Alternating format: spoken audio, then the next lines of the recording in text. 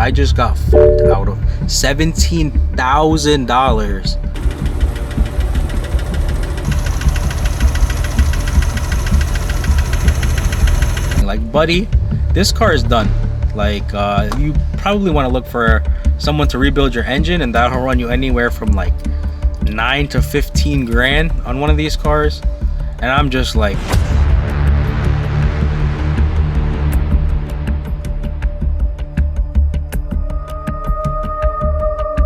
what's good, you guys? So this is honestly a crazy one. I'm sure you guys read the title, but I got scammed on a 996 911 about a year ago. And the way this came up is, you know how you guys get those memories in your phone? It shows you like what happened a year ago. Well, the video that popped up in my phone was a video of me picking up this 996 911 that I bought from Copart. And it's the first start video, and you can clearly hear the engine knocking.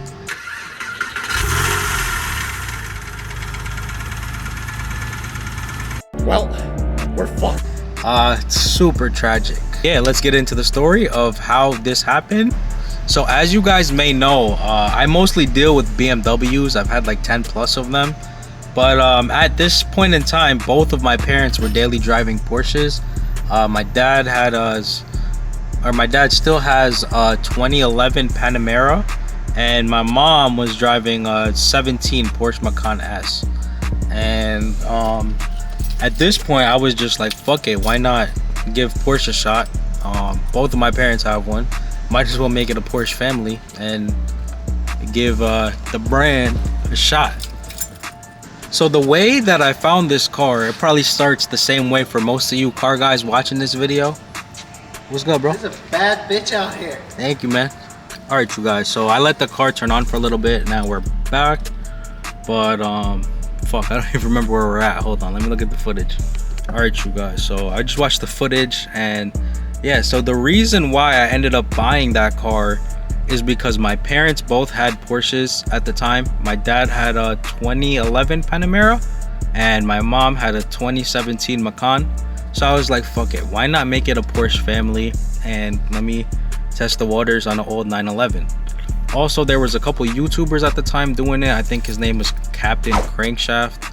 This was way before Danny Z did it on his channel, so this was like about a year ago.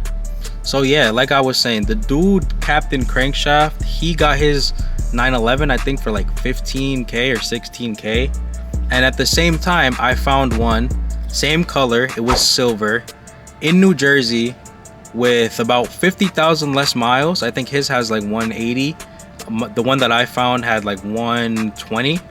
So I had like 50 or 60,000 less miles, and it was clean title. It did have 7 previous owners, but it's a car from 1999, so what do you really expect? And on Copart, where I bought it from, they listed the car as green light, run and drive. So in my head, I'm thinking, okay, the car runs and drives, it's green light, it'll be okay. So I go ahead and I click the buy now option. I think the car was like 13.9, almost 14 grand. So I bought it. After Copart fees, I think it was like 15 and change. And then you have to add another like $1,200 on top of that to get the car transported to me, because I'm in Miami, the car was in Jersey. So I was out of like maybe like 16.5 or almost 17 grand total. So I buy the car, I'm super happy with it.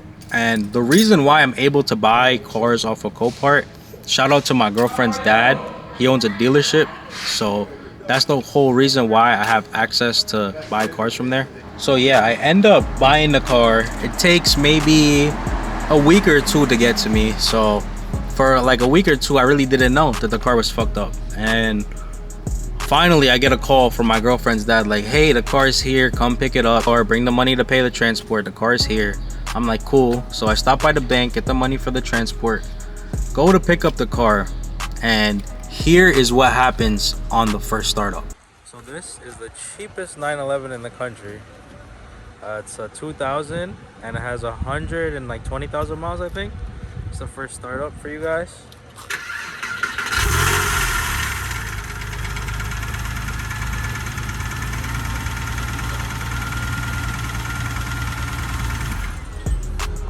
And yeah, like you guys just heard, bro, I was like, fuck, bro. Hopefully I didn't get fucked on this car.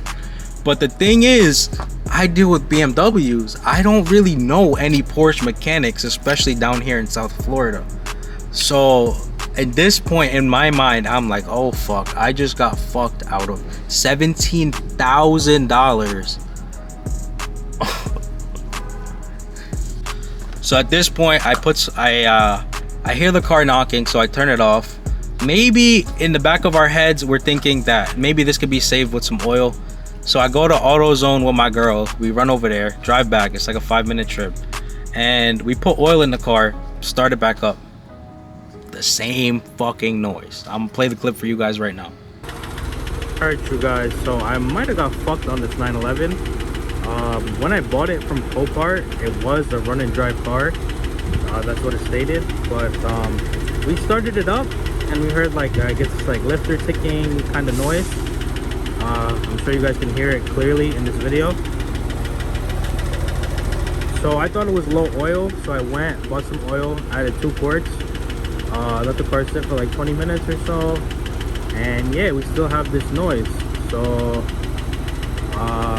yeah, I just wanted to give you guys this update.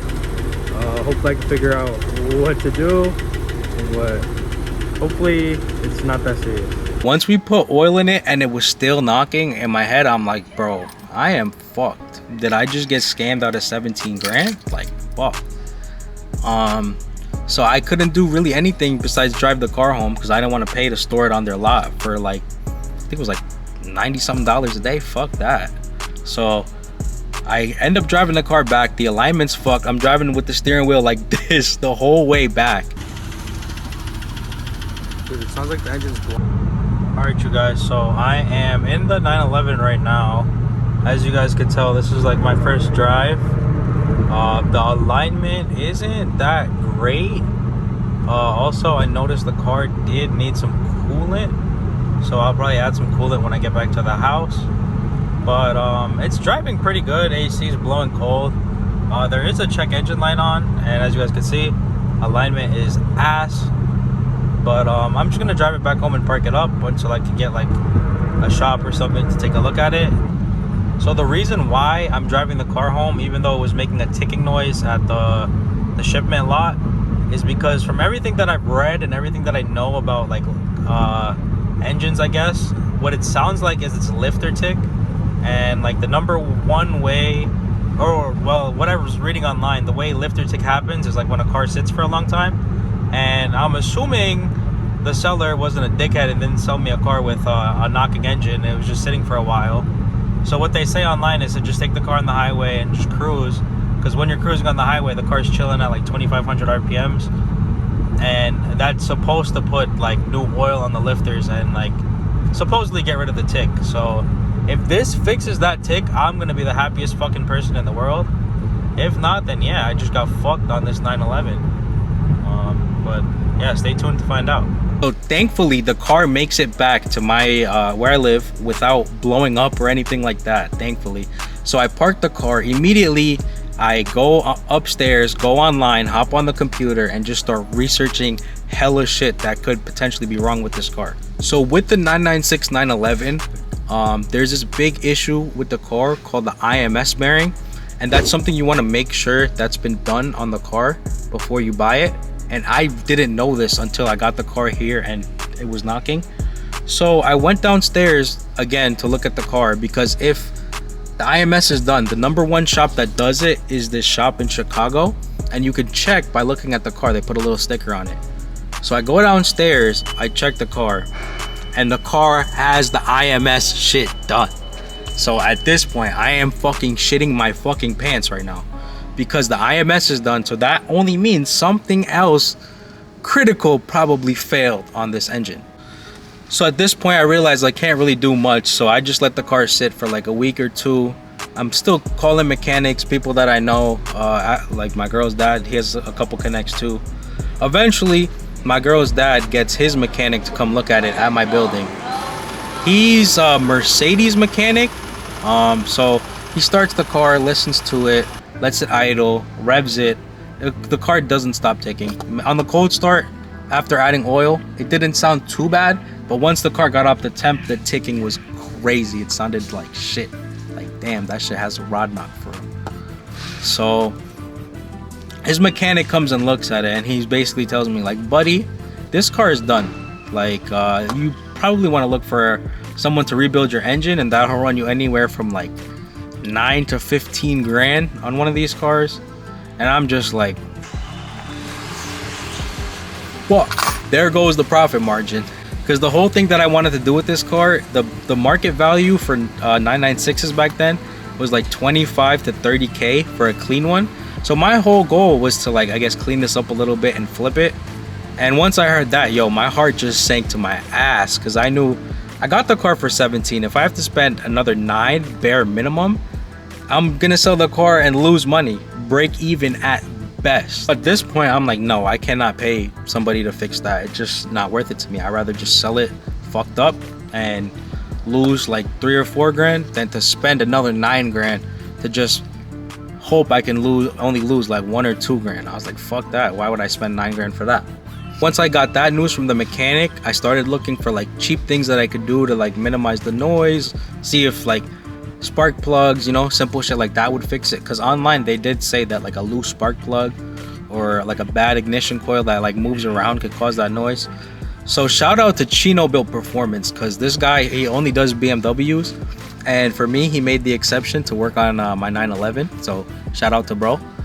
And I had him do a full oil change, coolant flush, ignition coil, spark plugs, basically like almost $1,200 worth of maintenance and labor.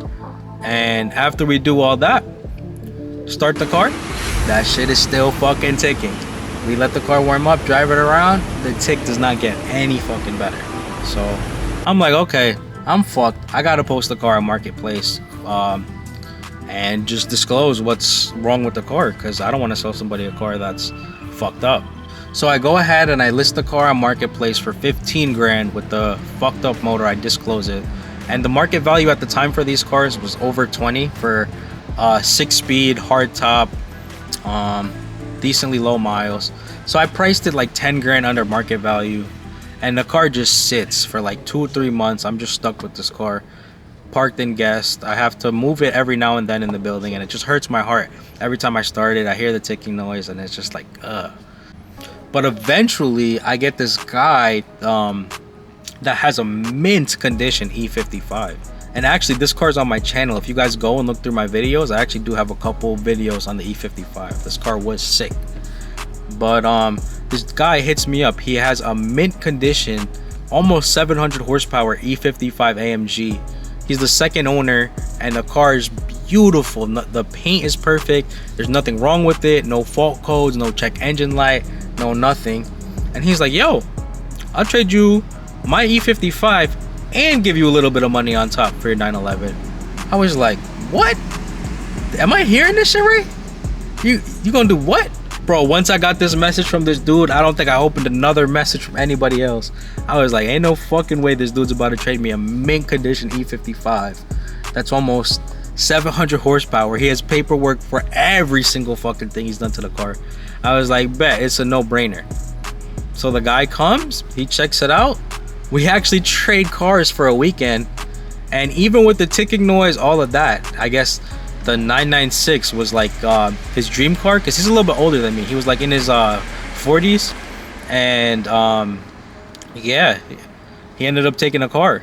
So yeah, we end up trading cars for the weekend, and on Monday I get a call from him, and he's like, hey man, I know the car is fucked up, but I'm very mechanically inclined. I think it's something that I'd be able to handle. Do you want to meet me at so-and-so Porsche dealer tomorrow morning, and we swap titles? Bro, I could have done a fucking backflip. I was so happy. I was like, yeah man, for sure, I'll meet you there tomorrow morning with the title. So we met up, swapped titles, and that's how I got the E55 AMG. So yeah, you guys, that was my story on I guess getting scammed by Copart on 996 911. But what I will tell you guys is be careful when you guys buy through Copart. My mistake where I fucked up was all the other cars that I bought from Copart run and drive before, was from like an insurance company like Progressive, State Farm, one of those. So they tend to be more reputable than private sellers, because the 911 I bought off of a private seller, the same green light, whatever, run and drive, and I got fucked. So moral of the story, if you're gonna buy from Copart, buy it from an insurance company, not a private seller, because 95% of the time private sellers trying to get rid of something on Copart means the car is fucked. And I guess I was just too stupid to realize. I just saw a good deal on a 996 and I was like, hey, let me hop on it, why not? But yeah, you guys, let me be the guinea pig so you guys don't have to waste your money buying stupid shit on Copart, because it doesn't always work out like how it works out on like those big YouTuber channels. But with that being said, I'll catch you guys in the next video. If you guys enjoyed this, please leave a like and a subscribe. It really helps my channel out. And I'll catch you on the next one. Peace.